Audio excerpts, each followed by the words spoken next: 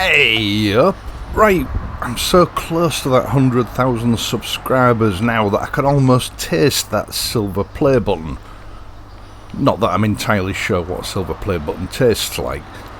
I have, in the dim and distant past, published videos showing how to winterize your motorcycle, store it in your garage shed or whatever, throughout the winter months. But I'm pretty sure I've never done a recommissioning video. Now, most owners' handbooks of any vehicle will tell you, more or less how to go about storing your bike for an extended period of time and, how to recommission it. And what I'm going to show you today constitutes best practice. It's not obligatory, you don't have to do it, but it could potentially save you money and time and a lot of hassle in the long run. Now, really, this routine sort of applies to recommissioning your bike after any extended sort of downtime, storage time. Here in the UK, many parts of Europe, the US and Canada, I know the riding season can be quite short. It's just not possible to ride during the winter months, or it's not very nice riding during the winter months. So we tend to store our bikes through the winter period. But it doesn't matter where you live, really. We all may sort of encounter periods of time where the bike has to be put away for a while. Even if the weather's good, you may be working away from home, or you may be ill and unable to ride. These situations all apply here, really. If your bike is out of commission for a long period of time, components can deteriorate or go out of adjustment. So it makes sense, really, to give the bike a once-over, really, for the most part, what equates to a pre-ride check, something which, again, will be included in your owner's handbook, and a bit of a spring clean and re-lube.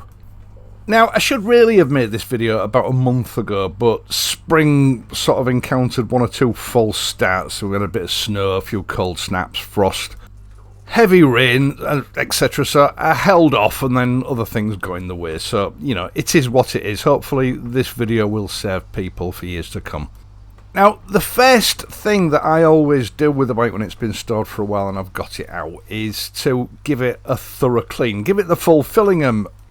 Now, I'm not going to give a blow-by-blow account of absolutely everything that needs doing. What I will do is, in one way or another, I've produced videos in the past that covers all of these checks and procedures, so I will just put a playlist up in the video description down below so that you can peruse those at your leisure. Otherwise, this video would end up being about 2 hours long. Now, I know some people don't like washing the bikes, and, a lot of people simply don't do it, and they often tell me in the comments section, I'm too busy riding my bike to clean it. That's fair enough, it's totally down to you, but I personally feel that cleaning a motorcycle is one of the most important maintenance procedures. It helps to preserve the aesthetic finishes on the bike. It ensures the longest possible life if it's done properly, and enhances longevity and resale value.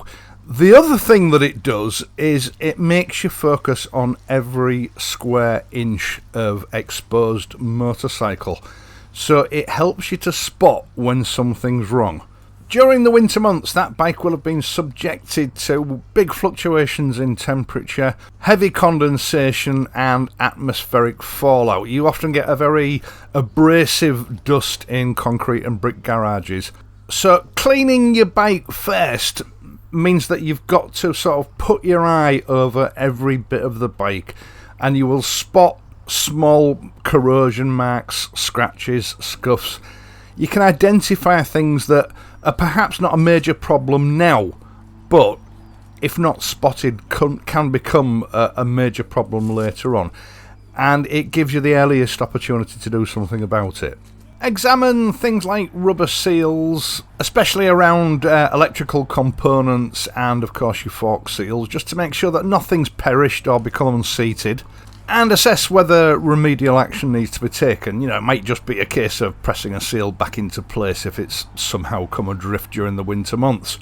or if it's cracked and perished, it may need replacement, and it's best to know about it now than to discover that that is going to become an issue a month or 2 months down the road while you're riding the bike. Dry the bike off thoroughly when you've finished, paying particular attention to underneath the seat. That also gives you the opportunity to check all the electrical components that live there, and behind your side panels. And then use whatever waxes or maintenance sprays you normally use to protect the components after cleaning. I appreciate that you may well have done all this before putting the bike away in late autumn, but these protectants and waxes do deteriorate over time. So to me, it does make sense to top all these finishes up to give the bike maximum protection before you start the new riding season. Now, just one word about petrol. You may have had to start the bike up as part of the drying process. Most manufacturers recommend that you do that to heat the engine and various components up to get rid of any moisture after washing. If you normally use E10 fuel, my recommendation is that the last couple of tanks before you put the bike away in autumn or early winter, use E5. It stores better during the winter months. In fact, from my personal experience, although it might not be in optimum condition, E5 petrol will easily last a year in the tank of a motorcycle. E10 can be problematic. Now, if you are using E10, you can use fuel stabilisers while the bike's laid up. Personally, I think it probably just works out cheaper to, stick a tank full of E5 in. Last couple of tanks before you lay the bike up is probably going to cost you less than a can of stabiliser.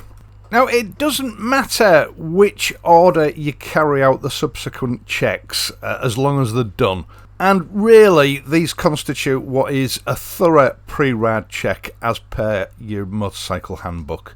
First of all, switch your ignition on, check all your lights and other electrical ancillaries are working correctly, your horn, indicators, brake lights, and don't just check that they're working, check operation of your switches. Brake light switches especially can be prone to getting stuck in sometimes, especially if they've had a lot of grease blathered all over them and that grease has hardened up during the winter. And when you switch your ignition on, listen for the fuel pump to make sure that it's pressurising the system properly.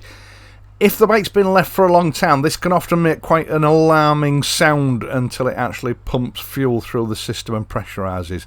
Don't worry, that's normal.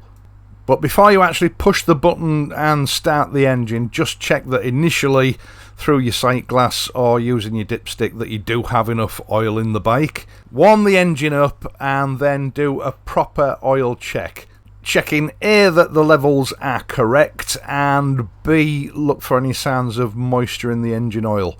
It's not unusual due to fluctuations in the temperature during the winter months for the breather pipe to pull moisture in from the atmosphere, which obviously gets trapped inside the engine and sort of mixes with the oil, or it doesn't mix, it sort of emulsifies. This can be detected by a very slight sort of milky haziness to the oil. Now, it's not a major problem if it's only slight. If it turns into a foam when you start the engine up, then you're going to need to drop the engine oil and do an oil and filter change. But if it is just slight, a good run is going to burn that moisture off and get rid of it. Just keep an eye on it for the next couple of days and the oil should return back to its normal colour. Check all your brake fluid levels. Also, check through the sight glass to make sure that the brake fluid is in good condition. If it's gone cloudy, it's probably going to need changing. Also, check all your unions on your hydraulic systems to make sure that there's no weeping or kinks in the actual hoses. Check your control cables for smooth operation. Again, if it's been left for a while and moisture's got in there, there could be some corrosion that is causing them to bend. Make sure that everything works as it should before taking your first ride. Also, go around all your breather tubes and cables, etc., to make sure that everything is fastened in place properly and nothing is cracked or likely to come adrift. Take your bike off its stand, sit on it, and then applying your brakes to steady the bike, check the operation of the suspension front and rear. This helps to detect any grating or unusual behaviour from your suspension. It also allows you to check that your brakes are operating correctly. And don't just check that your brakes engage, make sure that they're released properly as well. All quality brake discs do have a high ferrous content, which means that if they're not used for a long time, they will get a slight covering of surface corrosion. That's perfectly normal if the bike hasn't been used for a while. If you found this to be the case, don't worry, the discs are self-cleaning. The first couple of applications of your bike's brakes while you're on the move will just clean that off and return them back to the previous condition. Now, all lubricants will dry out if given enough time, and you should pay particular attention to your chain, even if you lubed it before putting the bike away. Lubricant will move around it, gravity will sort of take effect and it'll move to the bottom surfaces of the chain while the bike's been in storage. This could mean that some rust may have occurred during the winter months, so it's important not just to check that your chain is adjusted properly, but also to check that all your links are free and that none have become tight or seized up. If necessary, clean, adjust and re-lube your chain before taking your first ride. Another thing that you should be doing, of course, is check your rims for corrosion. Also, check for corrosion on your spokes and check your spokes for tightness. And finally, it's time to turn your attention to the tyres. Now, if you keep your bike on a side stand, you might not have a centre stand, tyres are likely to deteriorate quickly, or certainly more quickly than if your bike is equipped with a centre stand and for the most part the weight is off the tyres while it's in storage. Check the walls of your tyres for any sort of signs of deterioration and cracking. If you come across any cracks, they need replacing. And this can often occur, especially during the winter months when your bike's just been sat on one portion of the tyre for months on end, especially if your tyres are 3 or 4 years old. Tyre condition is not just about the tread, it's also about the tyre walls, although of course you should thoroughly inspect the tread to make sure that there are no foreign objects stuck in them, no cuts or abrasions that could be a problem. If all is well, you should then check your tyre pressures, because pound to a penny they will have lost some pressure during the winter months, and pump them up to the specifications given by your manufacturer. I know some people will just consider, this sort of regime to be a pain in the ass when all you want to do is get out and ride your bike. I get that. But these checks are definitely worth doing. You're not really saving yourself much time if you get 10 miles away from home and then suddenly find you've got a flat tyre or you have a cable that breaks. What I'm saying is there are a dozen things that could go wrong with a bike while it's in storage, and it's better to spot that before you get out on the road than it become a problem while you're out on the road. So carrying these checks out can inevitably save you time. They will also help you to spot problems with the bike before they become a major problem, and they will go a long way to enhancing your overall riding experience. It doesn't matter what bike you ride, no bike is maintenance free, and I always work on the philosophy that it's more enjoyable riding a bike if you know that you've inspected it and you've done everything you can to make sure that everything is in optimal condition, rather than riding and worrying that something might be wrong, or worse still, something going wrong and spoiling your ride. As I said earlier on, I will leave a playlist in the video description down below for more comprehensive videos on how to go about each of these sort of checks and procedures. They do span sort of different eras of this channel, so you might find, the quality from one to another is a little bit different. But the beauty of the information contained in them is that it doesn't go out of date. Once again, thank you so much for taking the time to watch this and my other videos, and in doing so helping to support this channel. I really do appreciate it.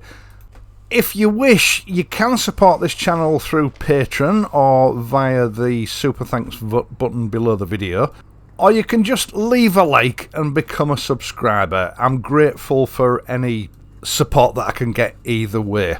I will of course be back next week, so until then please ride safely and I'll see you soon.